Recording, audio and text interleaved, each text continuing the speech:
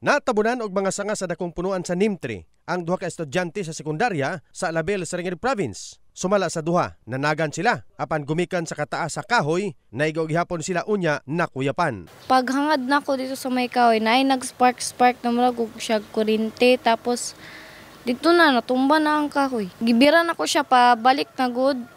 Kay para makaiwas mi sa kuan, pero naapsan gyapon mi. Ga istorya magud mi sir, tapos ako wala ako kabantay, nagchika-chika mi ba about sa sir, sa akad. Sa street lang sir. Nihangad man siya niya. Ako wala ako kabantay. Sumala sa iyaan sa usa ka biktima nga si Hanimi Gonzales. Nakuratan na lang sila sa dihang nakadawat og impormasyon nga natumbahan og kahoy ang iyang pag-umangkon. Pasalamat lang sila sa Ginoo nga wala nabalian og bukog ang iyang pag-umangkon. Giadtuan lang mi diri sir sa akong kuya nga driver kay nakabalupod siya, tapos nagkarakarami sir kay kung unsang nahitabo sa iya ha. Pag-abot didto nga na-shock jud mi sir kay siya jud ang nagrabihan. Pasalamat jud mi sir kay kuan lang jud bunog, walay kuan damage nga nahimo. Ang gibarugan sa dakong kahoy sa Nimtre nahimong terminal sa pipila ka mga tricycle drivers sa poblasyon Alabel ug aduna daw sila'y namatikdan sa nga kahoy sa wala pa natumba. Nagliki lang ang yuta.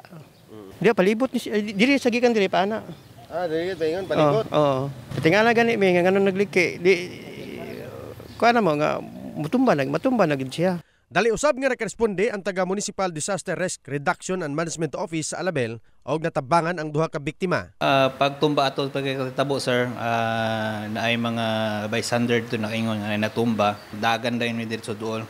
Tapos rescue na mo, tapos the same time naapod ang ubang offices nga nagdala og katong sa General Services Office, nagdala sila chainsaw para i-clear ang area. Ang isa po dito nga directly naagi dayon dito nagtabang sa bata. Kailang sana mo sa ambulansya, dito na magi-first aid. Nakagawas usab dayon sa tambalanan ang duha ka estudyante. Apan absent sila sa ilang mga klase, gumikan ilaha pa nga ginabati ang pagprakit sa ilang samad o sa kalawasan. Natumba ang kahoy hapon sa Enero 10, tuig 2024. In the heart of changing lives. Kini si Brigada Verjason para sa Brigada News Jansan. Brigada News.